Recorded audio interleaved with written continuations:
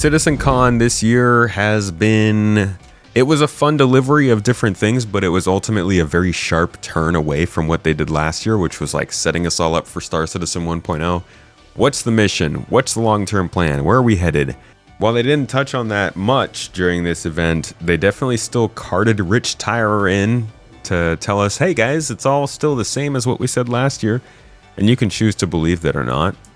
Obviously, we haven't heard a lot about features, but I don't think that they are ignorant to that fact that we want features. So I think this was a very pointed move on their part to make sure that Rich sat down and still said to everybody that we're still going in the same direction, even if it doesn't feel like we're remembering that.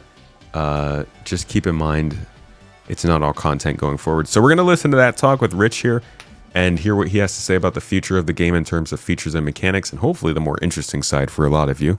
And then we'll rage and foam at the mouth and make our own conclusions from it.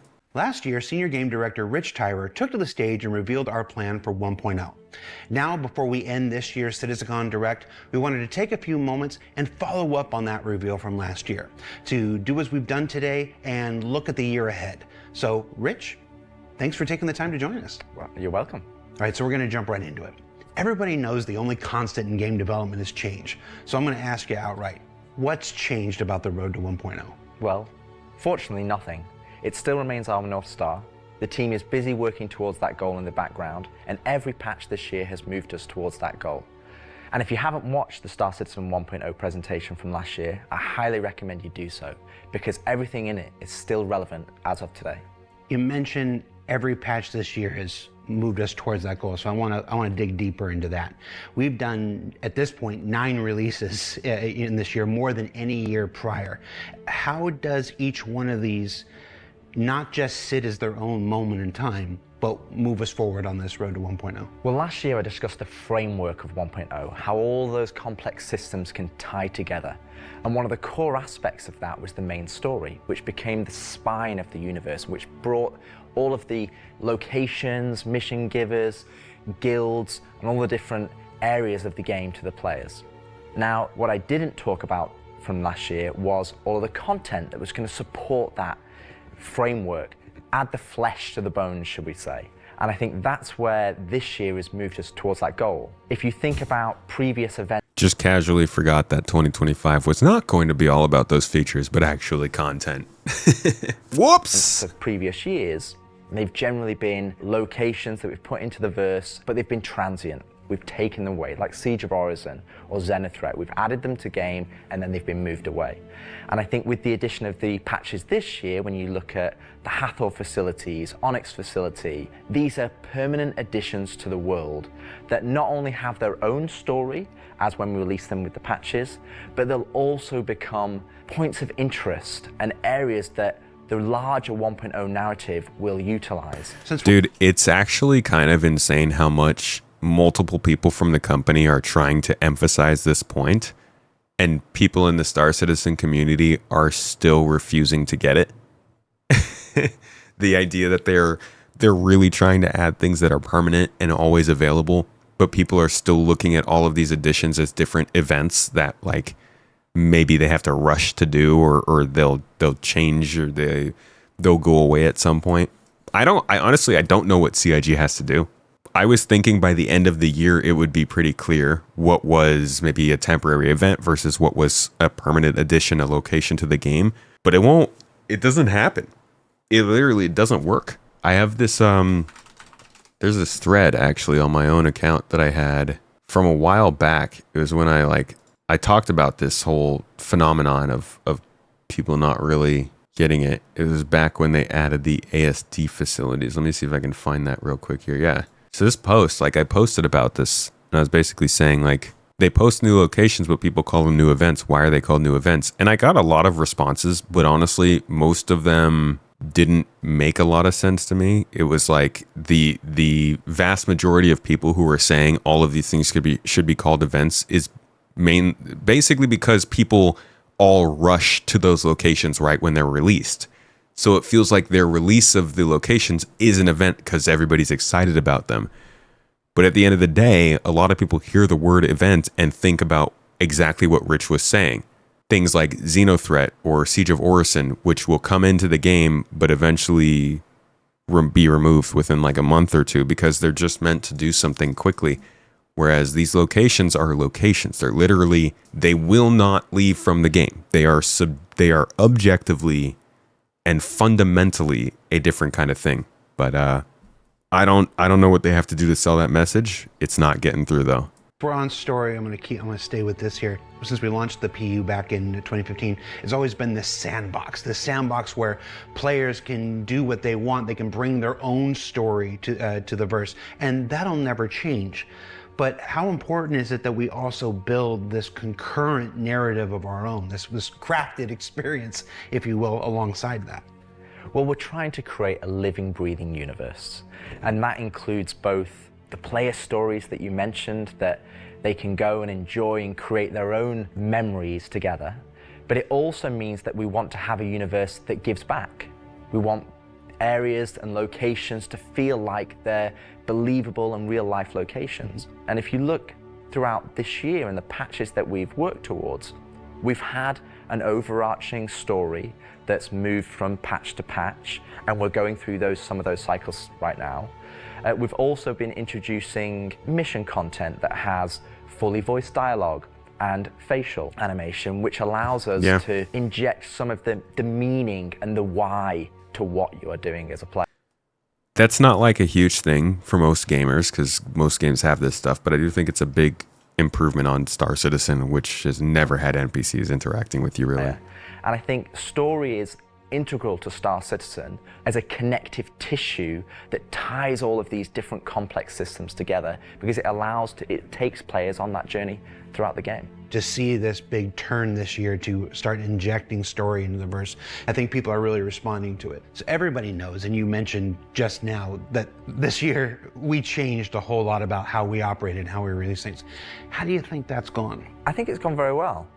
I think if the mantra that I've always been pushing this year at the beginning of January was patch always goes. And I think this year has seen a different development strategy for how we've been moving the game forward. That's where this different strategy has allowed us to really take a wider approach.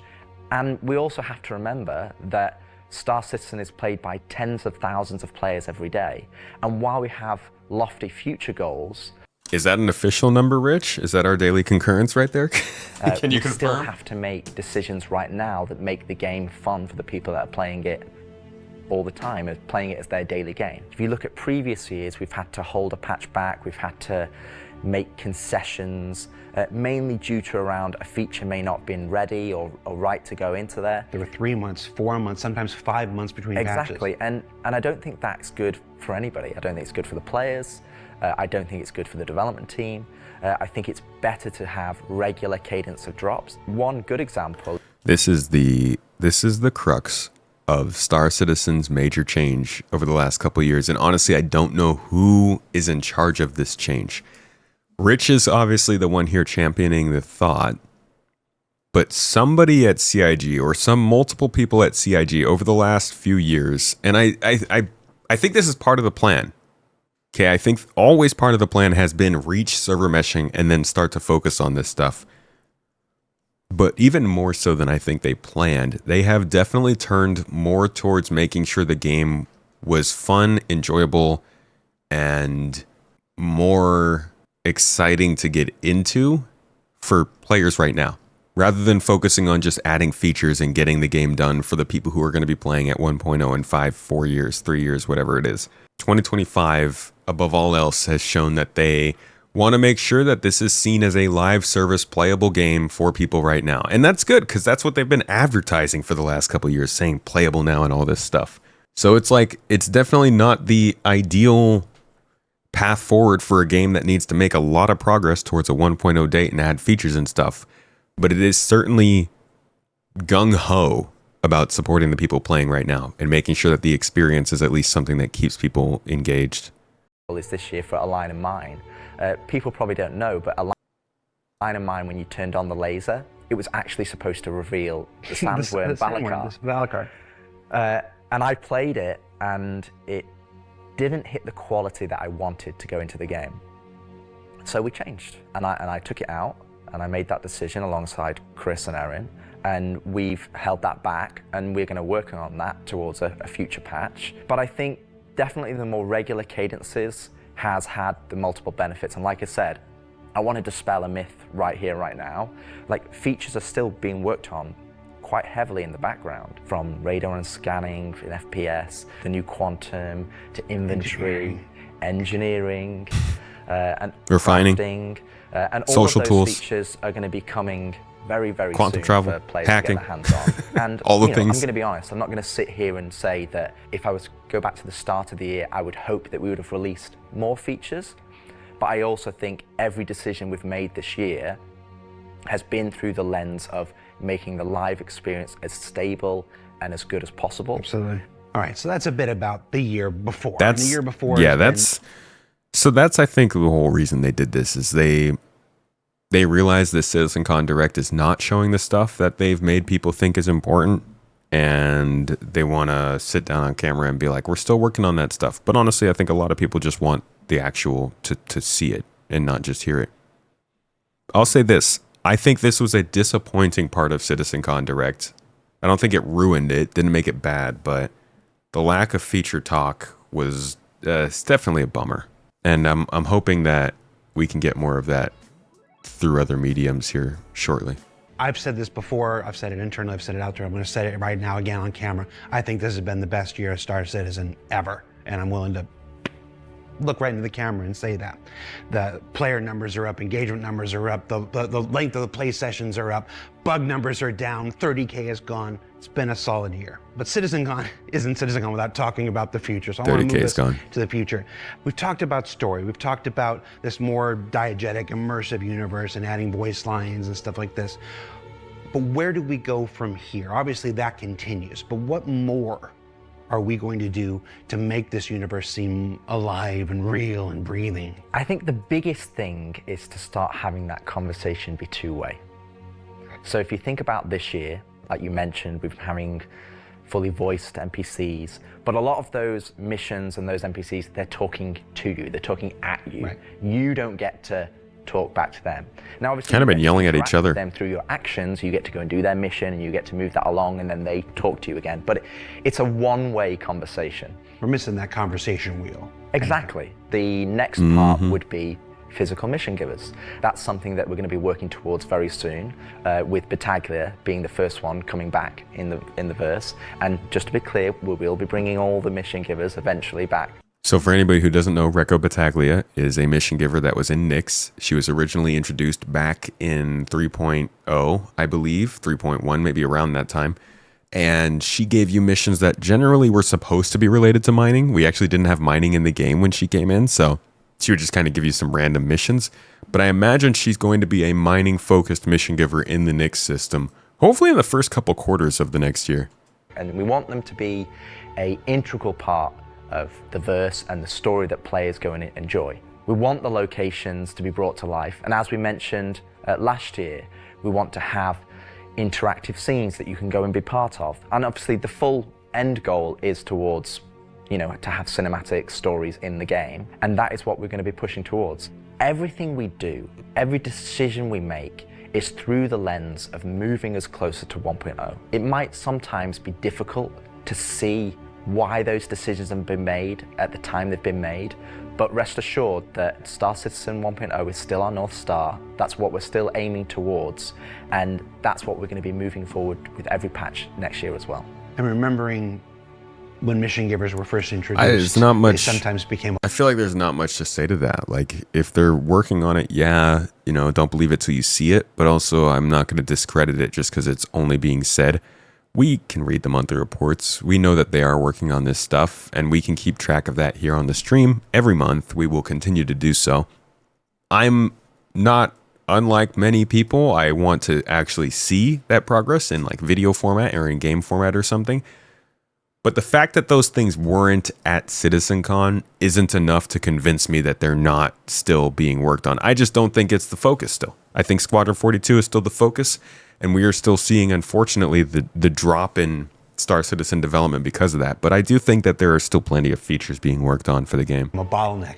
Is there a role in instancing, which we learned about earlier today? Is there a role for instancing in that, in helping with mission givers? Yes, partially. It will be one mechanism that will allow us to have players go to their own individual area of the verse, have that conversation, and then go and continue on into the open world environment. So I think that's where, when we look at instancing provides us one tool that allows us to remove that bottleneck and provide a more seamless experience.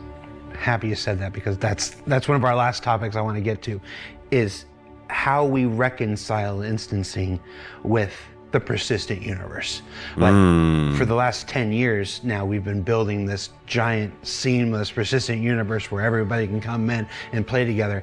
And it would be easy to have a first instinct reaction to the idea of instancing and say that's antithetical to everything that Star Citizen is. But you mentioned last year these 3 pillars of building Star Citizen in the PU, and I want to, you said nothing changed, but I want to ask you about this specifically. What are those 3 pillars again, and how does instancing fit within the greater design of Star Citizen? So the 3... Wait, let me wrap it up. I'm going to say those 3 pillars are the ship sails, master modes. God, I don't even know what the third triggering term would be. But we're getting there. I'll get there at some point. 3 pillars I mentioned last year were open world. That's just like the missions you love today. You can go and play, there's other players there, and you can go and enjoy that FOMO. together.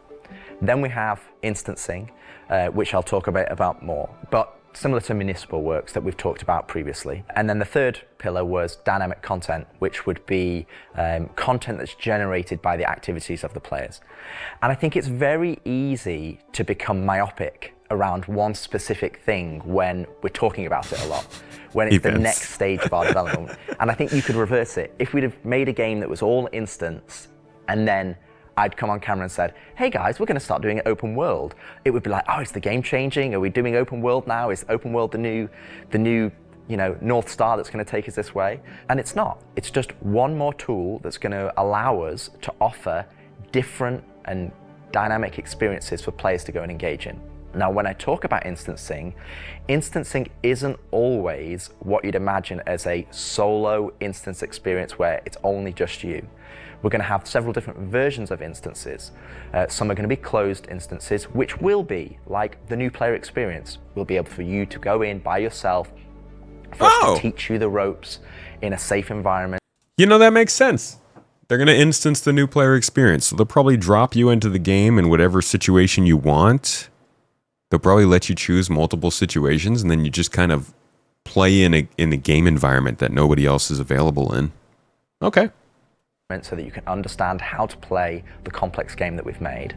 But we'll also have open instances like a cantina or a bar where we might say, hey, we only want 50 people to come in here because we've got mission givers and we've got other NPCs for you to talk to, and you would just walk in and it would be seamless. You wouldn't know that there was an instance, you're not going to get a loading screen, you would just seamlessly walk into that location, it would be full of other players and NPCs, and you can go and enjoy the content. And that's, I think, something that instancing is going to provide us. It's going to give us a tool to offer different dynamic content, or curated content, as I'd say. It allows us to create experiences that are different to the open world experiences that we've already made. And it's not to say that we won't continue our open world development or only do instance content. It's going to be a mix. And like I said, this is one of the pillars that will move us towards 1.0. We will eventually work on dynamic content that will move us forward to 1.0, and all 3 of those pillars will interweave to create the full Star Citizen experience. All right, so we've hit a lot of the bigger topics, the feature work, engineering, and FPS crafting coming to tech preview soon, stuff like this. We've talked about instancing and how that's going to work within the universe. But I want to ask you this one last big one. It's very easy to say Star Citizen is this kind of game and that kind of game. Those of us who spend our days making it know better. it's an everything game. It's everything we can make it game. It just is. But at the core of this is still spaceships. That life of spaceships.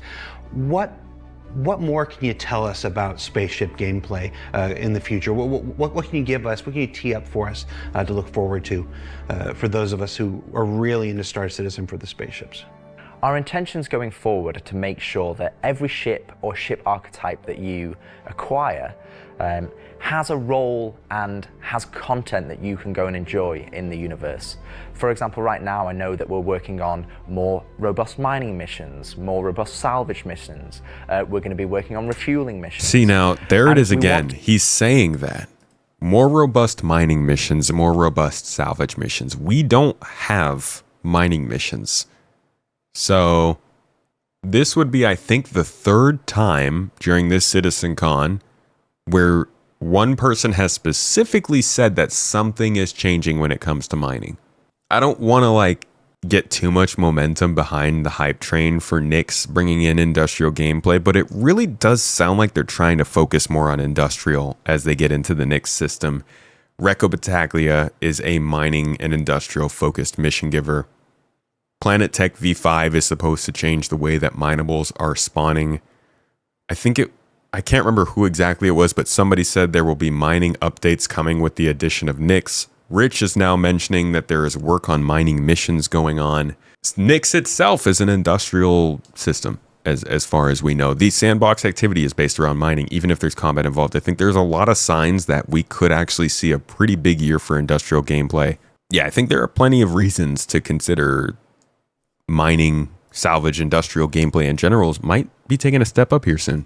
To make sure that each and every one of the ship has a purpose and has a reason to exist in the game. That's from the smallest Argo MPUV, as well as ground vehicles, all the way up to the large capital ships.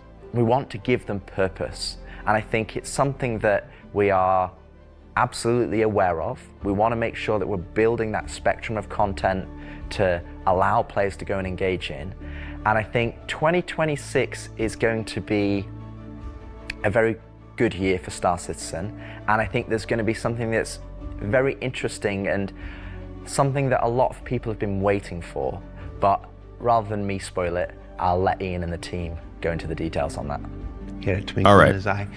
So this has been a little bit of a talk from Rich about 1.0. And this whole discussion, I think, is best wrapped around 1.0. The idea of Star Citizen 1.0, the idea of Star Citizen in general, has slowly shifted in different ways throughout the years. And one of the biggest ways it is shifting at the moment is all this talk about instancing. We're going to go back and look at the actual talk they had about instancing and how they're looking to utilize it in the game. But this is pretty important. It's a pivotal thing for Star Citizen, considering how Star Citizen has been pitched in terms of its format. I think there's a lot of self-reflection that needs to be done here by the company, for sure, but also by people very much like myself, who maybe don't know what makes a good game. Maybe we've played many good games and we know what we enjoy, but we don't know all the definitions of the different parts of a format that it takes to make a game that's healthy and thriving. And instancing very much might be something you just can't get away from. It's something that a lot of people hoped CIG wouldn't need to use, and I think something people hope that they still don't use that widely. But over the years, I have definitely understood certain situations in which instancing would be necessary, and I can accept that there are parts of Star Citizen that won't work without it. What I think everybody is really wondering at this point is how much will it be used, and in which situations will it be used? Is it going to affect the economy and the way that things are moved back and forth between planets? Is it going to affect base building? Is it going to affect your ability to jump into a fleet battle to help the random person that you just happened to see fighting a fleet battle and maybe needed some help? There's a lot of questions surrounding it that I don't think get answered in this CitizenCon, so I'm not willing to put out huge conclusions about whether it's ruining the game or not. But it's certainly something to watch, and it'll be probably one of the most important parts of this game to watch in 2026. But what about us? Where do we get to hone in and craft a bespoke experience here and there, specifically tailored to individual or small group play? Well, that's where instancing comes in. And I'm going to let Benji tell you a little bit more. We're bringing instancing to Star Citizen in 2026. Why are we doing it, and how will it work? So if you've played any Wait, did he just call Benoit Benji? Is that a thing? content in 2025 in Star Citizen, you know that most of these areas were in actual PvP zones where other players could interfere. Instancing is a means to create an environment where designers can create tailored content that's tuned to a specific group size, but it is also protected from outside interference. It's not to say that we don't love PvP. I'm a PvP guy. PvP me, bro. But like most MMOs, a good balance. Benoit!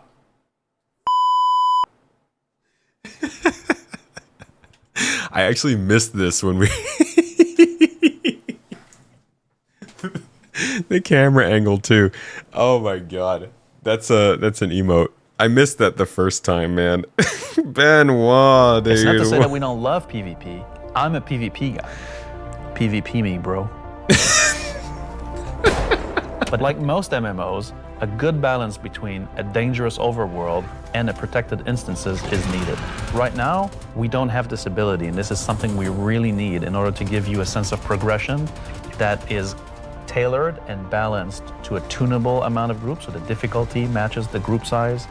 There's a beginning and an end. It doesn't mean that that doesn't fit in our overworld strategy, meaning getting to the instance is dangerous, exiting the instance is dangerous, or can be interfered with others. But I heard questions about that earlier this year when the idea of the ASD facilities being instanced started to pop up more in the community. People were like, okay, cool, the area is instanced, but what about when I'm flying there?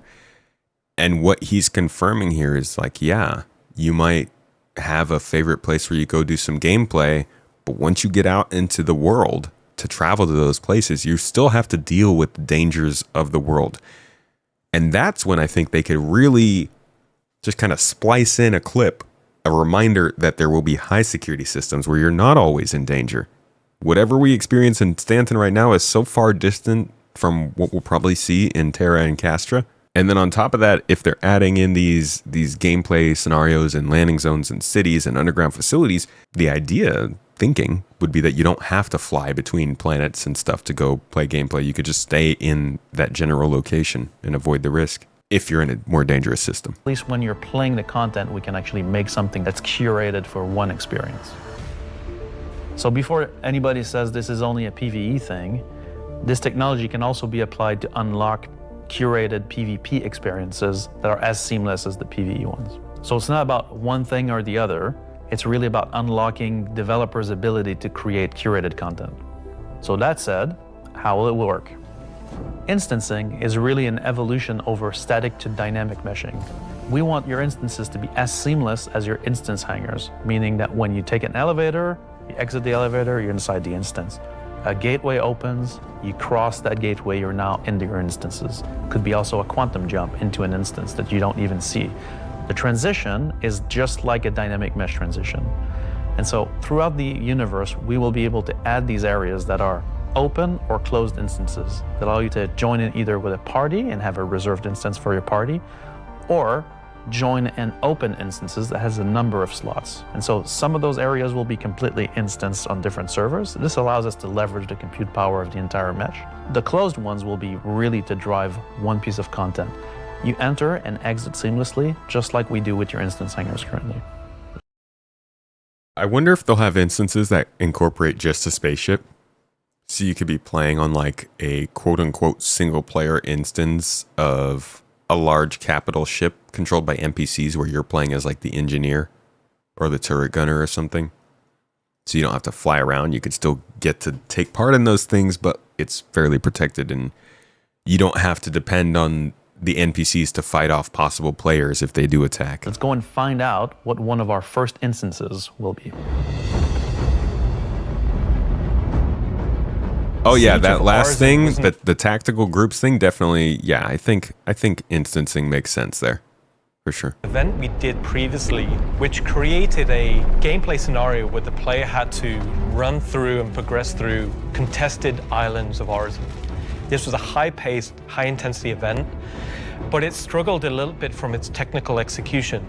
But now with the introduction of instancing, it gives us an opportunity to evolve it and modify it and make it better for you in a small group to work through that activity.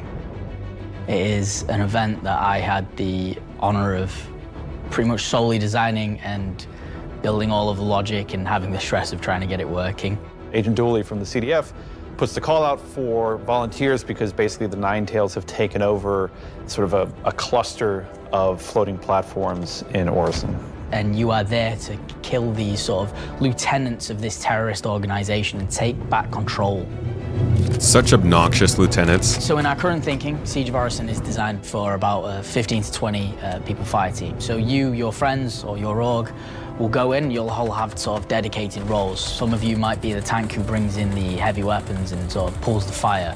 Some of you might sit at the back and be the sniper and pick people off who are a bit further to make the advance easier. Some of you will be the medic who sole job is going to be revive and look after the rest of your team and the health of them. And some of you will be the people who push for the objectives to try and get sort of most of the mission done. The event was designed for about 15 to 30 people, but when we released it, we fixed the problem with 2 DGSs on one server that was fighting for resources. And with that, we also upped the player count to 100. So when it first debuted, it was already too full for what it was designed for. It was a massive operation at the time. I think that bringing it back and giving it a refresher will be a fantastic addition back into the PU. So imagine if Siege was a instance that you could go in and play solo, or if it was a public event that you could go with your friends, or you could join up with random players on the server. There's lots of ways that we want to take a look at Siege, how we can make it a more approachable piece of content.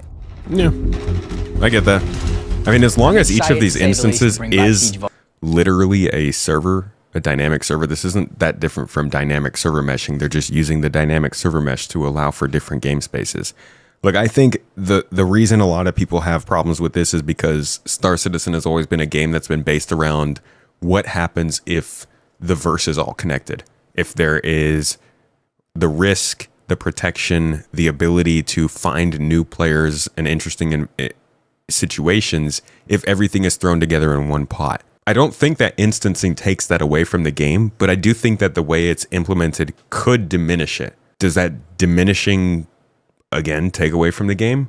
Maybe a little bit, but I don't think it kills the spirit of what makes this Star Citizen, as long as they're not instancing everything, you know?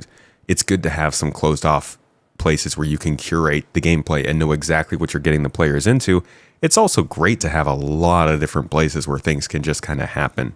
And it all depends on how they implement it, but I don't think that they're unaware of the fact that that's a pretty important part of Star Citizen. I mean, Benoit is already basically saying it here in this video. Orison 2-star citizen, and to sort of have it be one of the first tests that we have for instancing and really get it back to sort of a core experience point where it should be. So while the next season is quite heavily focused on Nyx, I'm also very happy that we're not really ignoring our other 2 systems of Standard and Pyro, and we're going back there and we're sort of improving and expanding on the player's life in those 2 systems as well.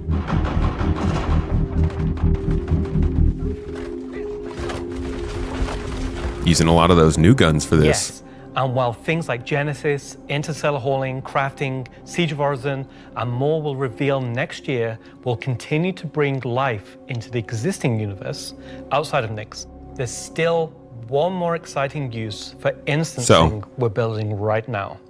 It's an earlier look than normal, and some of it is still in white box, but we're excited to share the first look at a major content release of 2026 and what it means. Okay, so that's about the municipal works. We'll touch on that. We'll actually finish up this whole thing on that.